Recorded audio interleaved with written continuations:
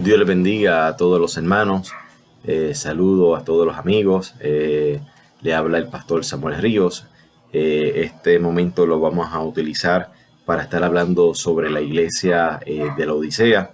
Así que le pedimos a todas las personas que estén bien atentos a esta palabra, la cual esperamos que sea de bendición para ustedes. Así que hacemos oración.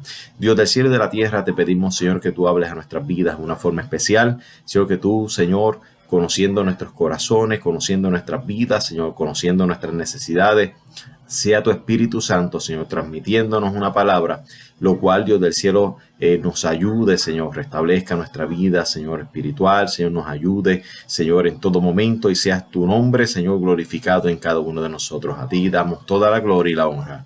Amén. El tema de esta lección es la iglesia, la Odisea, caracterizada por una ortodoxia muerta. Cuando estamos hablando de esta palabra ortodoxia, aquí se refiere a un apego a las creencias. O sea, estamos hablando de una iglesia que está apegada a unas creencias, pero lamentablemente el mismo tema pues nos dice que la iglesia pues está muerta. Y es un poquito fuerte tocar el tema, pero yo creo que en muchas de nuestras iglesias se da esta dinámica donde escuchamos la expresión de que el culto está muerto, o escuchamos literalmente que la gente dice esa iglesia está muerta.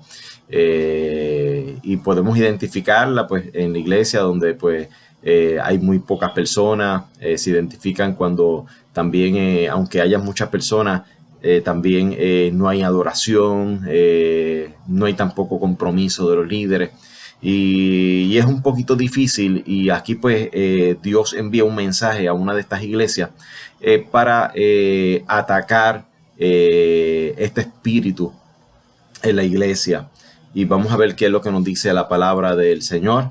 Nos dice en Apocalipsis 3:14, dice: y escribe al ángel de la iglesia en la Odisea. Esta expresión comienza hablando al líder de la iglesia, al ángel, donde Dios toca base con el responsable de lo que está ocurriendo en la iglesia. A veces nosotros como pastores tenemos una gran responsabilidad, y es hablar de las verdades divinas, pero nosotros no podemos obligar a las personas, solamente podemos llevar el mensaje, la voz profética de parte de Dios. Y es simplemente alertar lo que Dios está diciendo. Y qué bueno que todavía hay una palabra profética, qué bueno que todavía Dios está hablando a las iglesias, porque mientras Dios está hablando es que hay una esperanza de restauración, una esperanza de cambio. Y dice: y escribe el ángel de la iglesia en la Odisea. Vamos entonces a ver históricamente qué es lo que sucedía en la Odisea. La Odisea era una ciudad que era rica.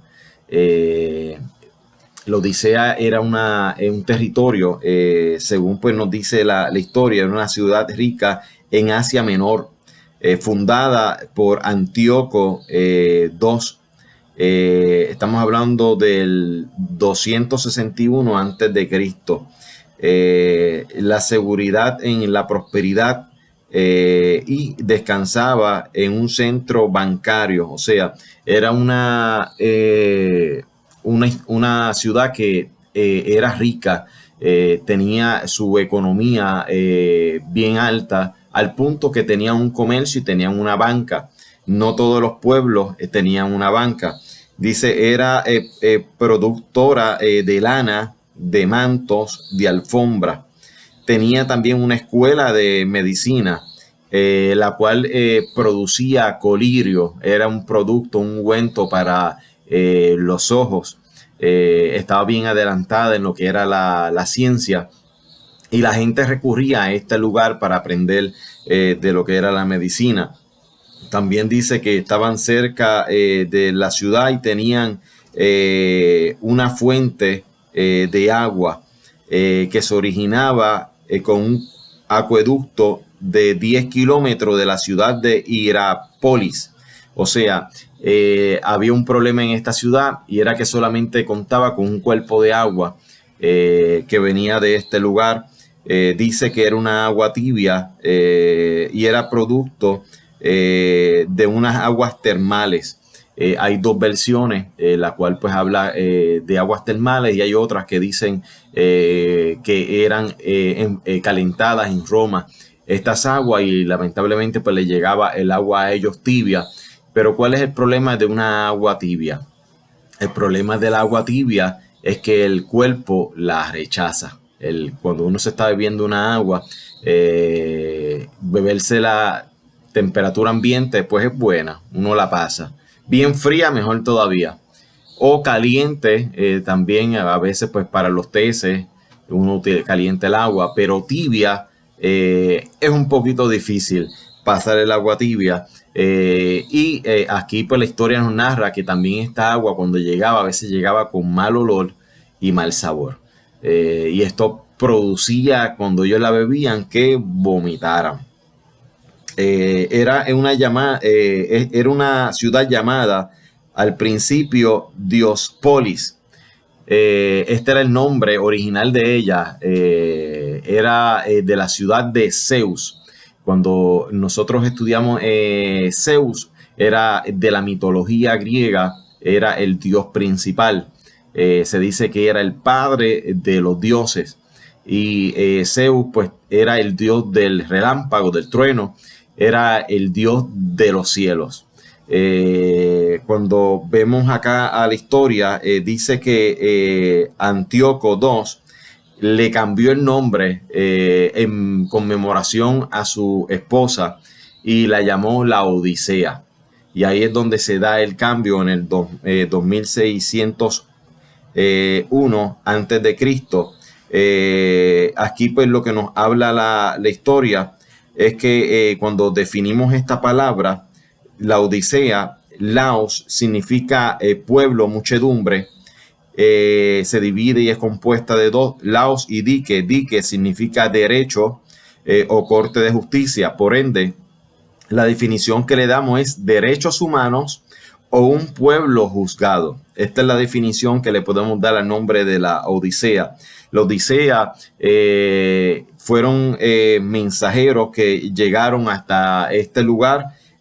Pablo fue uno de los impulsores para el evangelio, pero Pablo no llegó, sino fue Epafras, que se cree que fue el fundador de esta congregación cristiana 10 años después de Cristo. Se daba también aquí culto a Zeus en esta región, lamentablemente también bien mundana. Hablaban y también adoraban al dios Zeus. Esta comunidad fue afectada por un terremoto en los años 60 después de Cristo, pero como eran tan ricas, esta gente era también bien orgullosa. No permitía que el pueblo aún romano interviniera en sus asuntos, y ellos pues se creían autosuficientes y dejaron a un lado la ayuda del pueblo de Roma. Y ellos mismos, después de una devastación de un terremoto, ellos lograron reconstruir su ciudad. Pero no fue hasta el siglo XIII donde fue destruida por los turcos. Lamentablemente, luego de esa destrucción, fue bien difícil levantar nuevamente, reincorporar esta ciudad. Y esta ciudad fue llamada como una constructora, o que por lo menos administraba recursos como la piedra para la construcción. Estamos hablando aquí de esta ciudad, la cual pues Dios le envía un mensaje poderoso. Dice: he aquí el amén, el testigo fiel, el verdadero, el principio de la creación de Dios, dice esto. Aquí Dios se está presentando, y se está presentando como el amén. Cuando vamos a ver lo que significa la palabra amén, es el así sea. Es la autoridad, es el cumplimiento de la palabra.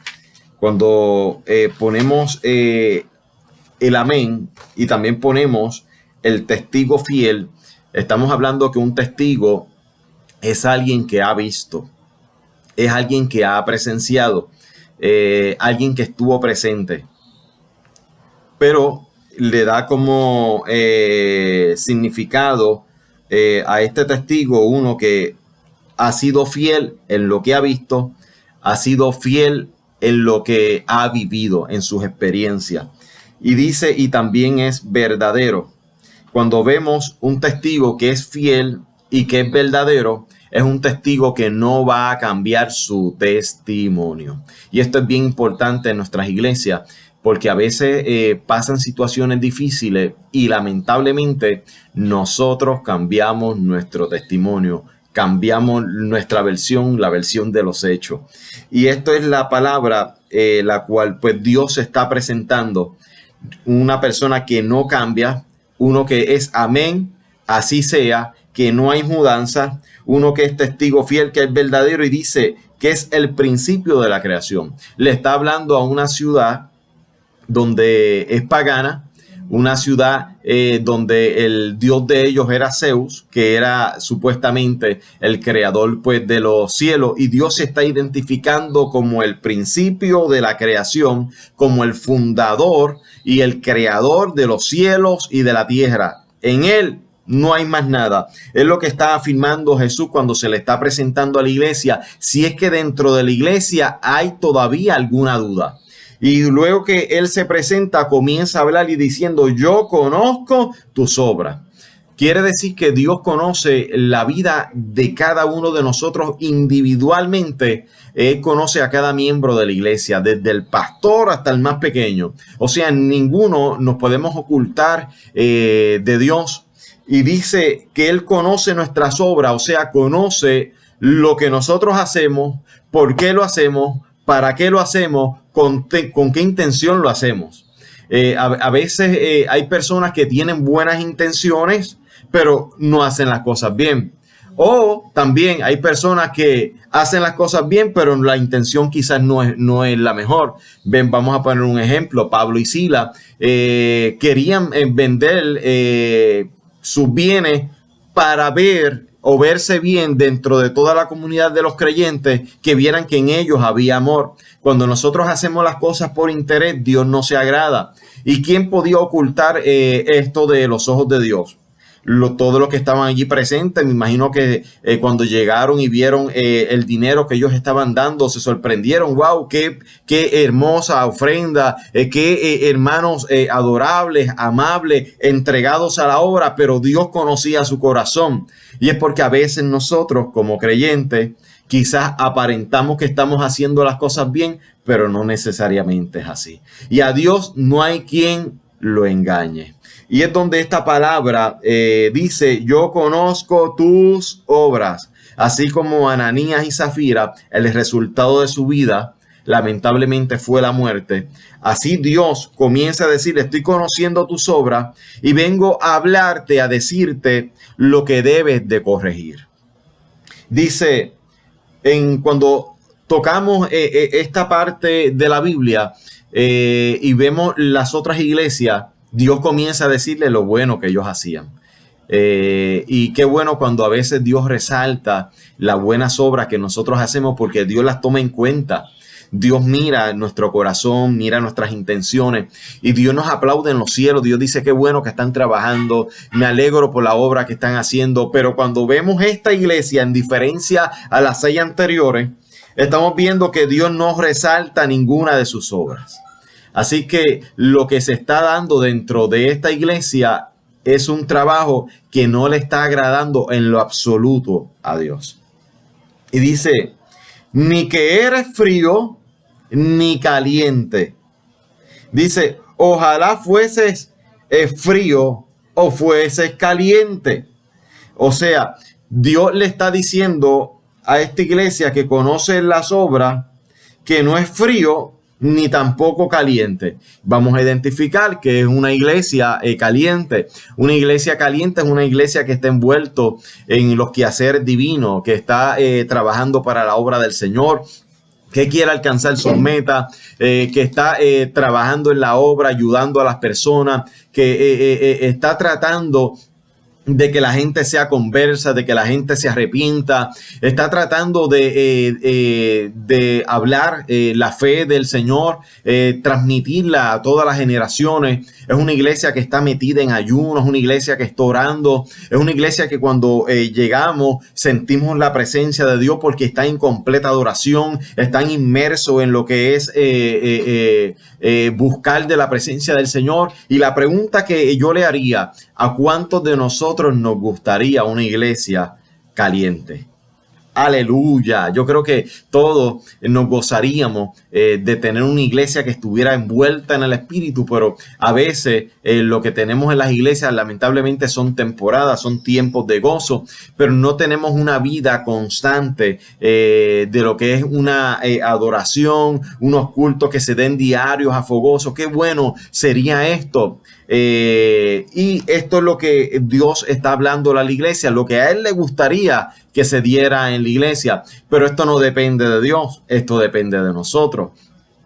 Y está hablando de otro tipo de iglesia, está hablando también de la iglesia que es fría. Cuando estamos hablando de una iglesia fría, podemos entender que es una iglesia que ya ha dejado de congregarse. Es una persona que dice: yo soy cristiano, pero no tengo tiempo de ir a la iglesia. Yo soy cristiano, pero no me congrego. Lamentablemente han pasado situaciones en mi vida en la cual yo me he alejado del Señor y lamentablemente ya no están ni llegando a la iglesia porque se ha enfriado el amor de Dios. Una iglesia que le pesa orar, es una iglesia que ya no quiere lamentablemente congregarse, pero Dios le dice: increíblemente es mejor que estés frío. Y la pregunta es entonces, ¿por qué ambos extremos? Y es que Dios le gusta que su sí sea sí y que vuestro no sea no. Así es donde Dios se presenta como el amén, como el así sea, como el compromiso. Porque a Dios le gustan las personas que estén comprometidas. Si te comprometiste, dice: no tornes tu mirada hacia atrás. Prosigue el blanco. Pero una persona que está indecisa, insegura, es una persona que lamentablemente quizás puso las manos en el arado, pero ya comenzó a mirar hacia atrás. Y estas personas son la tibia. Es una persona quizás insegura dentro de la iglesia o que tiene el enfoque en otras cosas. Y vamos a ver qué es lo que nos dice aquí la escritura. Pero por cuanto eres tibio, no frío ni caliente, te vomitaré de mi boca. Aquí hay un riesgo en esta iglesia, que seamos vomitados. Cuando buscamos esta expresión vomitado, quiere decir que en algún momento llegó a ser parte de la iglesia, o sea, estuvo dentro del cuerpo de Cristo. Cuando nosotros entramos al cuerpo de Cristo, qué bueno cuando somos conversos, qué bueno cuando damos el paso de fe, porque inmediatamente ingresamos al cuerpo de Cristo, pero está diciendo que va a producirse un vómito. Y cuando se va a producir un vómito es porque lo que entró nos cayó mal. Y aquí tenemos entonces un problema cuando nosotros le estamos cayendo mal al Señor.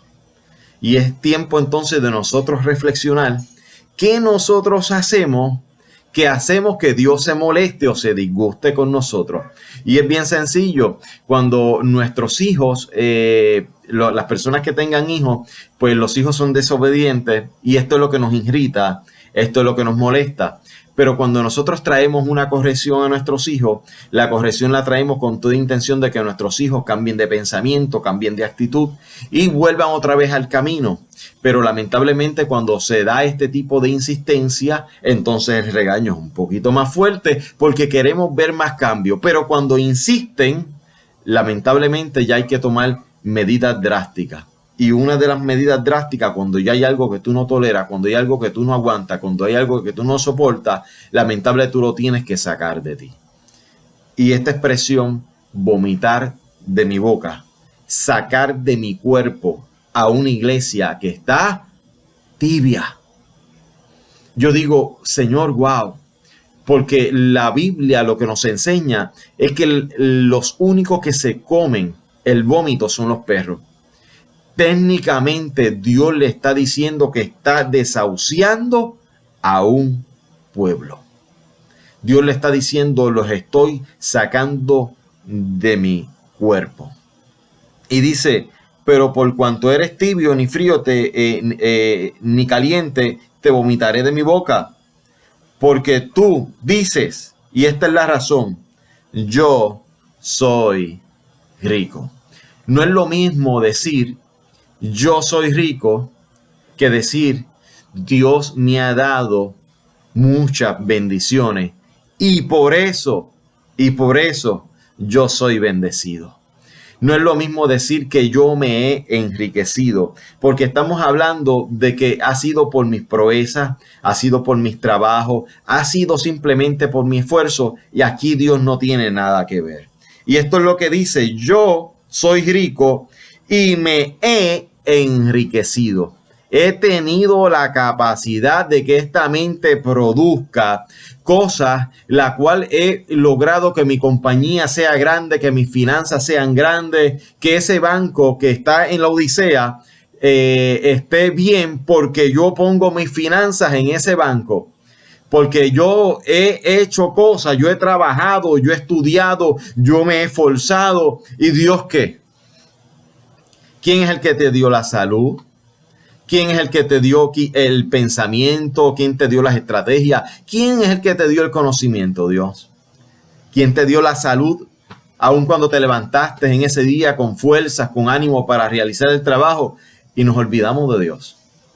Y pensamos que todo lo que nosotros tenemos es por nuestro esfuerzo, y a Dios, hermano, lo olvidamos. Nos levantamos por la mañana y es a trabajar, pero me olvido de darle gracias a Dios por el día, el que se nos presenta. Y cuando finaliza aún el día o en medio del día, cuando tenemos los alimentos, a veces el afán del día y se nos olvida de dar gracias. Aún cuando nos acostamos, ya llegué explotado del trabajo, estoy cansado, ya lamentablemente lo que voy a recostarme, y tampoco nos olvidamos de darle las gracias al Señor. Lamentablemente nos pasa. Pero ¿qué ocurre aquí? Dice, me he enriquecido y de ninguna cosa tengo necesidad. Y aquí este es uno de los grandes problemas. Una persona, cuando estamos hablando de necesidad, ¿qué es una necesidad? Una necesidad, vamos a poner que puede ser un carro. Una necesidad puede ser un trabajo. Una necesidad puede ser que en la nevera nos falte la comida, no tengamos alimento. Una necesidad es que tenga a mis padres en una situación económica, un familiar. Esos son necesidades. Pero una persona rica, yo tengo varios carros, yo tengo mi casa, tengo la alacena llena. ¿De qué me voy a preocupar? Una persona que lamentablemente no tiene necesidad, entonces es una persona que está completamente llena. Pero la pregunta es, ¿de qué estamos llenos? ¿Llenos simplemente de riqueza? ¿Llenos de todo lo que el mundo puede ofrecer? Pues Dios está combatiendo ese espíritu o ese pensamiento que no viene de Dios. Y dice que ninguna cosa tengo necesidad. ¿No sabes que tú eres un desventurado, miserable, pobre, ciego y desnudo? Y cuando Dios le está diciendo esto y nos ponemos a pensar, wow, pero si es que esta gente produce lana, produce ropa, son de las ciudades donde mejores uno puede salir vestido, es de este lugar, pero Dios le está diciendo, tienes el closet lleno, pero yo te veo a ti desnudo. Le está diciendo, tú dices que no tienes necesidad de nada, pero yo te veo a ti como un desventurado. Te veo a ti con tanto dinero, te estoy viendo que eres un pobre. Dice que eres un miserable. Tienes una institución de medicina y vamos a decir que trabaja especialmente para los ojos. Y Dios le está diciendo a ellos y tú eres un ciego. Entonces, vemos que Dios está apelando a lo espiritual. Y puedes tener todos los recursos humanos, pero Dios lo que quiere en nuestra vida, que nuestra vida espiritual y de comunión con Él sea una vida intachable. Claro, somos humanos y cometemos errores, pero por eso es que Dios apela al arrepentimiento. Y Dios nos está diciendo que volvamos otra vez al camino donde las cosas de Dios sean las primeras, donde el camino del Señor y las cosas espirituales, la iglesia, la vida, la comunión con los hermanos sea nuestra prioridad. Dice, por tanto, yo te aconsejo que de mí compres oro refinado. Está hablando a una ciudad que conoce lo que es el oro. Pero Dios le está diciendo, cómprame oro a mí. Entonces, ¿qué es lo que Dios se refiere con esta palabra? Dios le está diciendo, invierte en mí. Dios le está diciendo, si vas a hacer algún tipo de trabajo, haz el trabajo, pero hazlo para mí. Es donde Dios está poniendo los intereses y quiere enfocar la visión de la iglesia de la Odisea en Él. Y dice, compra oro refinado. Dice, en fuego. Cuando está hablando oro refinado y en fuego, está diciendo que es algo que es purificado. ¿A qué se refiere entonces con algo que es purificado? Cuando nosotros estamos invirtiendo o estamos comprando o estamos en un negocio, pero ¿cuántos de nuestros negocios son ilícitos o son impuros? ¿En cuántos de nuestros negocios Dios no se encuentra? Vamos a hacernos unas preguntas. ¿Para qué yo quiero el banco lleno? ¿Para qué yo quiero acumular riqueza? Me voy a explicar un poquito.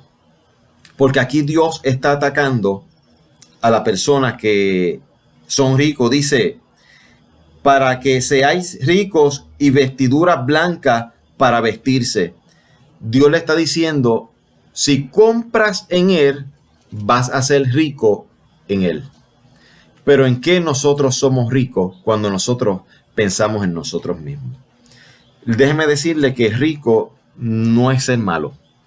A veces nosotros tenemos un contexto negativo de que las personas ricas son malos. Pero lo que nos dice la Sagrada Escritura es que es difícil que un rico entre al reino de los cielos, pero es cuando se enfoca en la riqueza. Pero las personas, cuando nosotros vamos a las Escrituras, las personas más ricas fueron los creyentes. Cuando vemos la historia de Abraham, que dejó su tierra y su parentela, Dios lo hizo la persona más rica sobre la faz de la tierra. Cuando estamos viendo la historia de Job, Job fue una de las personas que emuló el seguir a Dios y Dios lo bendijo de tal forma que también fue una de las personas más ricas de lo que se conocía en la tierra. O sea, cuando estamos hablando de riqueza y decimos un cristiano, un creyente no puede ser rico, eso es mentira, porque la Biblia lo que me enseña es otra cosa. Pero cuando usted ve y lee la historia de Job, dice que Job no podía ver una viuda, ni tampoco habían huérfanos que él conociera, porque el que él conociera era prosperado, era bendecido. ¿Por qué? Porque tenía la capacidad de transmitir, tenía la capacidad de dar. Y ahí es donde nosotros podemos comprender que el ser rico no es malo, es acumular las riquezas o invertirlas mal. Cuando nosotros vemos la necesidad y nosotros nuestro corazón se mueve a la necesidad, la palabra dice, como la parábola de los talentos, que Dios te va a dar más. Y entre más tú inviertas en el reino, más Dios te va a dar. Y ese es el reclamo que Dios está diciendo. Dios está diciendo, para que seas rico, vamos a comprar, vamos a invertir en Él. Y realmente ahí es que vamos a ser ricos.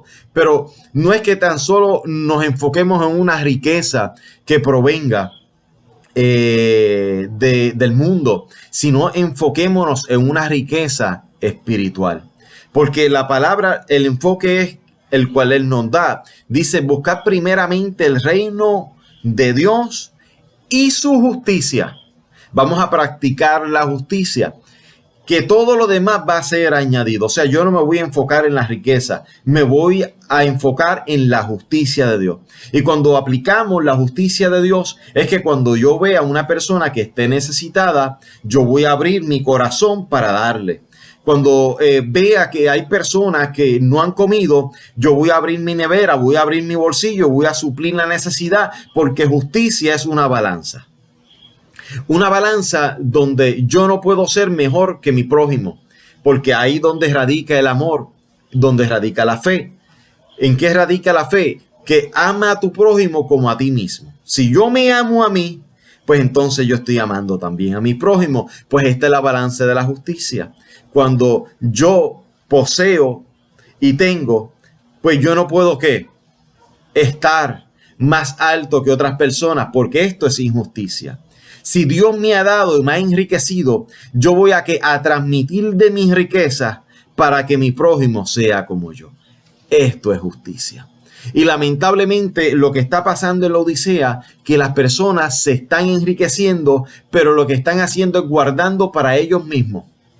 Y no están desarrollando el dinero que Dios le está dando, no lo están invirtiendo en el reino. ¿Y qué significa invertirlo en el reino? Invertirlo para la obra misionera, invertirlo para que donde haya la necesidad hay unas iglesias que tienen lo que se llama el amor cristiano. Y cada vez que surge una necesidad, esas arcas de la iglesia se abren para bendecir a otro. No podemos pensar que cerca de la iglesia hay una familia que se esté muriendo de hambre porque no estamos predicando el amor de Cristo. Que quiere decir que donde hay una iglesia hay luz, y donde quiera que hay luz vamos a hablar de Cristo, pero no tan solo lo vamos a hablar, lo vamos a testificar. ¿Con qué? Con la justicia. ¿Y cómo se practica la justicia? La justicia se practica con nuestras obras. Es donde la iglesia no nos podemos quedar en las cuatro paredes, sino tenemos que movernos a llegar hasta donde está la necesidad. Eso es lo que nos está hablando Cristo aquí. Dice, oro refinado para que seáis ricos y vestiduras blancas para vestirse. Está diciéndole que te vistas a un pueblo que no puede tener las mejores ropas, porque ellos tienen el lino, tienen los mejores vestidos y aún de lujo. Y le está diciendo que cambien sus vestiduras y se pongan ropa blanca. ¿Por qué le está diciendo que cambien sus ropas blancas? Porque las ropas, y está hablando de blanca, está hablando de la vida del creyente, de cómo nosotros nos presentamos delante del Señor. Y cuando nos presentamos, Dios lo que está viendo es que lamentablemente las ropas que nosotros tenemos no están aptas ni agradables para llegar a la casa del Señor. Y qué malo que cuando nosotros llegamos, sacamos de nuestro tiempo, nos sentamos en la casa de nuestro Señor, Dios nos ve y dice, yo no voy a escuchar este culto, no voy a escuchar sus servicios, sus cánticos, yo no voy a escuchar sus oraciones, porque ellos no se han presentado como yo quiero. Porque le pasaron por el lado en cuántas luces, a cuántos deambulantes, y no fueron capaces de hablarle una palabra de Dios. Se encontraron en el trabajo personas que llegaron con necesidad, pero cerramos nuestro bolsillo porque no quisimos darle. Cuando llegamos a la casa, vimos el vecino afuera, quizás por alguna preocupación, y no nos preocupamos por él. Y no le decimos, vecino, ¿cómo tú estás? Porque lamentablemente nuestro corazón, nuestro compromiso es conmigo mismo, que yo esté bien, que yo viva bien y que de los demás, no sé, que Dios te ayude. Y Dios está diciendo que nos vistamos con ropas blancas. Ropas blancas. Y dice, y que no se descubra la vergüenza de tu desnudez. Aunque te pongan los atavios, los vestidos más lujosos, no vas a poder esconderle a Dios la vergüenza. ¿Y en qué radica la vergüenza? La vergüenza nada más y nada menos que es el pecado. Cuando Adán y Eva pecaron, dice que ellos se escondieron porque tenían vergüenza, su desnudez, el pecado. Y Dios le está hablando a una iglesia y le está diciendo, ustedes, iglesia, yo los estoy viendo a todos desnuditos. Y Dios le está diciendo, compren de mí, oro refinado. Le está diciendo, pónganse vestiduras blancas y entonces preséntense delante de mí. Cuando nuestro servicio a lo que es la comunidad, cuando nuestras obras son importantes en lo que es el servicio al Señor, es donde vemos la inversión de nuestros bienes. Nosotros, qué bueno es tener una casa bonita, qué bueno es tener el patio recortado, eso está bien, pero debemos también de preocuparnos por los que no tienen de comer, por los que no tienen de qué vestirse. Y dice en las Sagradas Escrituras, unge tus ojos con colirio para que veas. Dios le está diciendo, te vas a vestir, vas a comprar, pero tu visión va a ser abierta. Y Dios le está recalcando a ellos y le está diciendo la clave de esto: lava tus ojos con colirio para que puedas ver. Ellos, no creo que ninguno de ellos tuviera problemas con la visión carnal, pero cuando nuestro enfoque solamente está en la riqueza y no está en el plan y en el propósito de Dios, ahí tenemos una ceguera espiritual. Y Dios está apelando a la ceguera espiritual. Dios está apelando a que ellos tienen que abrir sus ojos para ver lo que Dios quiere ver. ¿Cuántos de nosotros hace tiempo no sentimos la presencia de Dios en nuestro culto? Y la pregunta, ¿nos preocupa? ¿Cuántos de nosotros hace tiempo que no hablamos lengua? La pregunta, ¿nos preocupa? Porque si no nos preocupa en este momento en que estamos viviendo, donde hay tanta necesidad, donde hay gente esperando una palabra de Dios, si no nos preocupa es porque estamos ciegos. Y la invitación que Dios nos está dando y nos habla y nosotros decimos, esa iglesia ya lejos de la Odisea, la cual se escribió hace muchos años.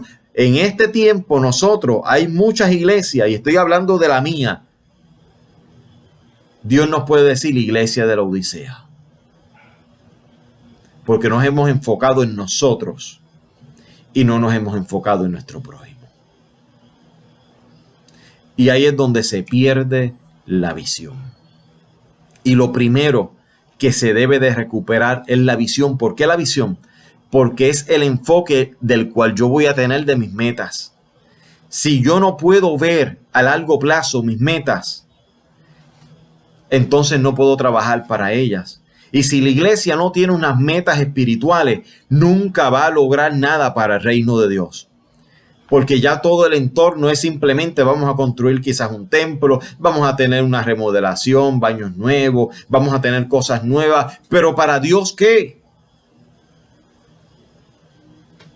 ¿Qué vamos a hacer para la comunidad, para impactar la comunidad? ¿Qué vamos a hacer para que los niños lleguen a la iglesia? ¿Qué vamos a hacer para que la juventud que se está perdiendo se acerque? Es tiempo de orar, es tiempo de ayunar, es tiempo de someternos a Dios, para que Dios comience a lavar nuestros ojos y comencemos a ver lo que Él quiere que nosotros veamos. Y dice, yo reprendo y castigo todos los que amo. Sé pues celoso y arrepiéntete. O sea, antes de Dios traer un castigo, primero está la reprensión. Segundo, está el castigo, porque aún Dios lo que quiere es restablecer.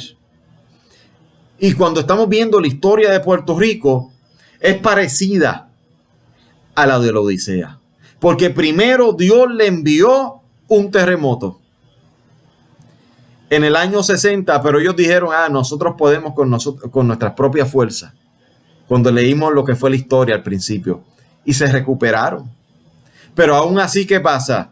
Dios dijo, mira, los reprendí, los castigué, ahora lo que falta es que vomitarlos. Lamentablemente, cuando Dios trae situaciones difíciles a este mundo, es porque Dios nos está sacudiendo para que hagamos esto. Miremos el cielo, pongamos nuestra visión en Él y sean abiertos nuestros ojos a lo que Dios quiere que nosotros veamos. Y dice, pues sé celoso. Algo que había perdido la iglesia de la Odisea era el celo. El celo en la palabra dice, por definición, vamos a buscar lo que es la definición, es una respuesta emocional que surge cuando una persona percibe una amenaza hacia algo que considera propio. Vamos a poner algo sencillo, algo que es mío, vamos a poner mi esposa, alguien se acerca musculoso, yo quizás me ponga celoso. Pueden poner varios quizás ejemplos, ¿verdad? Donde quizás algo que es nuestro, un carro, alguien lo choca, nos molestamos porque es algo que es nuestro y está siendo afectado. Es algo que nos molesta. Pero ¿cuántos de nosotros nos molestamos? Porque cuando llegamos a la casa del Señor, no hay presencia de Dios. Porque cuando llegamos a la casa de Dios, no hay alabanza. ¿Cuántos de nosotros nos ponemos celosos? Y decimos, esto no puede estar pasando en mi iglesia. Y decimos, pues yo tengo que hacer algo para que ocurra algo en mi iglesia. Y este es el celo de Dios. Que comencemos a orar y comencemos a adorar, aunque nos digan loco. Pero ¿qué le pasa a ese hermano que está ahí adorando, que está metido en oración y no se desconecta? Porque es que quiere ver un cambio, porque hay el celo de Dios se encendió en él. Y eso es lo que queremos ver en nuestras iglesias. Que vuelva el celo de Dios por las cosas divinas. ¿Qué pasa? Que en esta iglesia no hay niños. Vamos a hacer un programa para que en esta iglesia haya niños. Pastor, vamos a movernos para que ocurra algo aquí, para que Dios se mueva, porque está el celo de Dios por la obra. Pero cuando me siento y no quiero ver niños, no me interesan los niños, es porque no se ha despertado el celo de Dios en mí. Porque estoy conforme con lo que estoy viendo, con lo que estoy viviendo. Hay iglesias que se conforman con 10, con 15 hermanos, con 20 hermanos. Hay iglesias que quizás tengan 100 hermanos y se conformaron con eso, porque ya con esto podemos subsistir. Mira, hermano, de esto no se trata el reino. Esto se trata de alcanzar a los que han de ser salvos. Se trata de que nosotros nos movilicemos. Tratemos, hermanos, de hacer lo que Jesucristo hizo. Cuando Jesucristo llegó, dice que se movió por lugares. Comenzó por los judíos. Cuando los judíos los rechazaron, se movió a Samaria. Se movió a otros lugares. ¿Para qué? Para predicar la palabra donde había una necesidad. Ahí estaba Jesucristo. Esta es la visión 2020. Esto es lo que Dios quiere despertar en la iglesia. Un celo divino por la obra de Dios. Aun cuando le decían, Jesús, mira, dile a los niños que se vayan. Jesús, ¿qué pasa? Dejad a los niños. Había un celo de Dios por todo, por toda su obra. Un celo que cuando llegó a la casa del Señor, ¿qué hizo con las mesas? Las viró porque se habían convertido, la casa de Dios, la habían convertido en cueva de ladrones. Este es el celo de Dios. Y Dios comenzó a ¿qué? A virar las mesas, a molestarse, indignarse por lo que estaba viendo. Esta es una visión 2020. Cuando nosotros vemos que las cosas en la casa del Señor no están bien, hermano, nos tiene que pasar lo que le pasó a Jesucristo. No podemos estar cómodos en las iglesias. Tenemos que el Espíritu de Dios vuelva a nosotros, el celo divino, el celo de Dios, y produzca en nosotros una obra, un querer como un hacer, y se despierte la obra de Dios en nosotros, hermanos. Y dice las Sagradas Escrituras, sé celoso, y dice, y arrepiéntete. Que dentro de cada uno de nosotros, lo que yo hice, lo que está desagradando a Dios, yo no lo puedo volver a hacer. Y a veces nosotros cometemos errores en las iglesias. Y lamentablemente, lo que tenía esta iglesia de la Odisea era que era orgulloso. Se decayeron las paredes de mi casa, pero yo lo hago, yo la construyo, yo no necesito ayuda de nadie. Porque yo soy autosuficiente. Y tenemos iglesias a veces que lamentablemente tienen problemas en los hogares, pero se creen autosuficientes y no piden ayuda. Hay personas que están pasando por crisis, nos creemos autosuficientes y no pedimos ayuda. Aún lo que yo hago, no lo hago bien, pero creo que estoy bien. Y hermanos, lamentablemente el orgullo se levanta dentro de nuestra iglesia y no podemos ver el mover de Dios en nuestra vida. Y Dios, la invitación es que Dios nos está diciendo ese tipo de conducta, de carácter. Arrepiéntete. Si hay algún orgullo dentro de ti, debemos de pedirle al Señor que lo quite de nuestra vida. Dice aquí, yo estoy a la puerta y llamo. ¿Sabes cuán cerca de Dios está de ti? Al otro lado de la puerta. A veces nos decimos, Señor, tú te alejaste, tú te fuiste. Dios nunca se ha ido. ¿Y sabes a quién se lo está diciendo? Una iglesia pecadora. Y le está diciendo, yo estoy a la puerta. Iglesia, Dios está cerca de nosotros. Lo que Dios tiene que ver en nosotros es un arrepentimiento. Que haya un celo de Dios en nosotros por su obra y nos arrepintamos de nuestros malos caminos. Y dice, he aquí yo estoy a la puerta y llamo. Si alguno oye mi voz. O sea, lo primero que nosotros tenemos que hacer es escuchar la voz. Si hoy nosotros estamos hablando esta palabra y estamos diciendo arrepiéntete, pero nosotros no escuchamos esta palabra, no se va a poder dar el que abramos la puerta. Hermano, lamentablemente, si no nos arrepentimos, si no hacemos lo que Dios está diciendo, no vamos a poder abrir la puerta. Dice, y abre la puerta, entraré a él y cenaré con él y él conmigo. O sea, el que oye la voz de Dios, Dios está al otro extremo de la puerta llamándonos. Nuestra acción es escuchar primero la voz de Dios, saber que es Dios el que nos está hablando, iglesia. Iglesia, si estás cómodo con el culto del Señor, quédate tranquilo. Pero si tú quieres accionar algo y ver cosas extraordinarias, yo te impido a que tú le abras la puerta al Señor. Porque hay una puerta que está cerrada y la cual nosotros no podemos no podemos verlo, no podemos escucharlo. ¿A qué te refieres, pastor, con esto? Usted sabe que cuando hay una persona en casa, se siente que hay alguien. Primero, porque se escuchan dos personas hablando. Tercero, porque se escucha el movimiento dentro de la casa, los muebles, se escucha las sillas moverse, porque hay un movimiento en la casa. Y de esto es lo que Dios está hablando. Abre la puerta para que yo entre, porque voy a entrar, me voy a sentar en tu mesa, te voy a voy a compartir contigo y va a haber un mover de ese ente espiritual en nuestra casa, en nuestro servicio, en nuestro culto, lo cual hace falta. Invita a Dios a tu casa. Es la invitación de Dios. Y dice, y cenaré con él y él conmigo. Y dice, y al que venciere, le daré que se siente conmigo en mi trono, así como yo he vencido y me he sentado con mi Padre en su trono.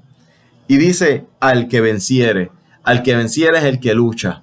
¿Y con qué vamos a luchar? La Odisea tenía que luchar con su orgullo, tenía que luchar aún con sus posesiones materiales para que Dios fuera el administrador de ellas. Cuando nosotros le servimos a un Dios vivo y a un Dios de poder, y reconocemos que nuestras finanzas provienen de Él, Dios se convierte en nuestro administrador. Y cuando el administrador llega a nuestras vidas, déjeme decirle, lo más que hay en este mundo son los pobres. Y por eso Dios cuando aquella mujer rompió el pote de alabastro, decía, esto se lo hubieran dado a los pobres, lo hubieran vendido y se lo hubieran dado a los pobres. Y Jesús le dijo, los pobres siempre lo van a tener con ustedes. ¿Qué significa? Que nosotros siempre vamos a tener la capacidad de transmitir lo que Dios nos ha dado, las bendiciones que Dios nos ha dado, dárselas a otro. Decirle a otro, Cristo te ama, ¿por qué? Por un plato de comida. Decirle, Cristo te ama, ¿por qué? Porque te ayudé a hacer un trabajo que tú no podías realizar. Cristo te ama, ¿por qué? Porque llegué a la cárcel, al lugar donde nadie podía llegar, al hospital, porque nuestra agenda se está convirtiendo en una agenda espiritual, porque el celo vivo de Dios se ha metido en nuestra casa, se ha metido en nuestra vida y ya no somos nosotros los administradores de nuestra finanza, sino es el mismo Dios que va a administrar nuestra finanza. Y cuando Dios comienza a administrar nuestra finanza, lo primero que nos va a poner en nuestros corazones son gente necesitada para nosotros desprendernos de ella y suplir la necesidad a otro. Y dice, y el que tiene oído, oiga lo que el Espíritu dice a la iglesia. Solamente el que tiene oído puede escuchar lo que Dios quiere decirle. Y si primeramente escuchaste, quiere decir que va a haber una puerta abierta donde Dios va a entrar y donde Dios te va a bendecir. Así que Dios les bendiga a todos y nos gozamos. Así que muchas bendiciones a todos.